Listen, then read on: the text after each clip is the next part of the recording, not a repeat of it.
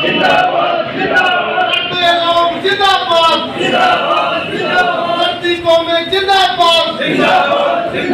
जोर जुल्म की टक्कर से संघर्ष हमारा नारा है, जोर जुल्म की टक्कर से संघर्ष हमारा नारा है। आवाज दो, आवाज दो।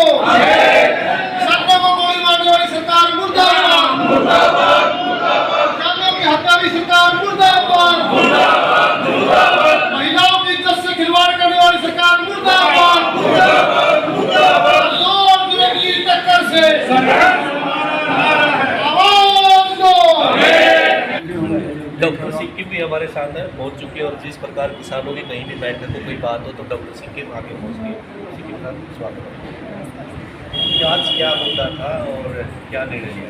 नहीं, मुद्दा तो ये था कि सुप्रीम ने जैसे ये आदेश दिया कि घर घर जाओ और बीजेपी जेजेपी के जो भी मतलब हमारे साथ जो अत्याचार लगातार 2014 के बाद हुए हैं और वोट की चोट से कैसे बीजेपी और जेजेपी को हराया जाए, इसी के ऊपर एक मंथन था। इसी के ऊपर एक ये कह सकते हैं कि हम बैठक कह सकते हैं, ये कह सकते हैं कि एक मीटिंग थी ताकि जो घर घर हम जाए और उज्जैन के अंदर एक ऐसा माहौल तैयार किया जाए जो हिसार से एमपी है हमें किस दिशा के अंदर एकदम वोट दिए जाए ताकि जेजेपी और बीजेपी को जाने का हम एक स्ट्रक्चर तैयार कर सकें। जी, तो ये जो हमारे उचाड़ा का प्रकरण जिस प्रकार से हुआ, क्या उसके ऊपर भी चर्चा हुई?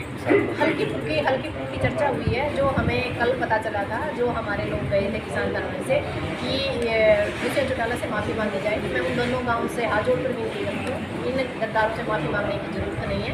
हम लोग आपके साथ हैं, पूरा हरियाणा आपके साथ है और इन लोगों की एक सोची समझी एक रणनीति थी जो इन्होंने किसान कौम को टारगेट किया, क्योंकि माँ और बेटे के दो अलग अलग बयान हैं। एक कह रहे हैं कि जेपी के लोग थे, एक कह रहे हैं कि किसान थे, कुछ कह रहे हैं कि किसान नेता थे, जबकि किसान नेता नहीं थे। किसानों से संबंधित लोग हो सकते हैं क्योंकि किसानी किसी एक इनेलो या जेजेपी या बीजेपी या मतलब किसी कांग्रेस से संबंधित नहीं है। किसानी सभी कौमों की, सभी धर्मों की है, पर ये जरूरी नहीं है कि जो कांग्रेस में है वो किसान नहीं है। पर इनकी बयानबाजी से लगता है कि ये जाते जाते मतलब ये है कि जैसे कटाला कांड, महम कांड, अब उचाड़ा कांड कराने के मूड में है, क्योंकि हम लगातार इन लोगों की एक थ्योरी हम पढ़ चुके हैं। पहले वोट लेते हैं, नोट लेते हैं, सपोर्ट लेते हैं और फिर जब इनको ये लगता है कि वोट नहीं मिलेंगे तो ये नोटंकी करते हैं, ड्रामाबाजी है, ये गड़ियाले आंसू है। और ये जो ये कह रही है कि मेरे को इंसाफ चाहिए, इंसाफ हमें भी चाहिए। हमें 750 जो किसान हमारे शहादत हुई है, हमें 750 किसानों की विधवाओं की चूड़ी फूटती हुई दिखी है, तो हमें चाहिए, हमें भी इंसाफ चाहिए। वो बच्चे जो जिनके बाप से जिनके दिल से बाप का साया उठ गया, हमें वहाँ भी इंसाफ चाहिए। लगातार हम यहाँ इनके दफ्तर के ऊपर बैठे रहे, जब हमें 3 काले कानून के बाद जो हमारे जो मुआवजा था, जैसे भाई पानी आ गया था, कुछ सूखा था, कुछ कई तरह की समस्याएं थी, हम लगातार 17 दिन बैठ के यहाँ से आगे एक दिन भी इन्होंने हमसे मतलब बात करने तक का जवाब मतलब नहीं सोचा इन लोगों ने। तो सोचने की बात है, इंसाफ हमें भी चाहिए।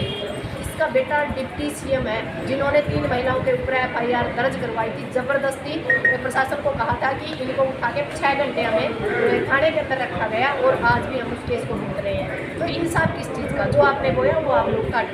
जी, धन्यवाद हमारे से बात।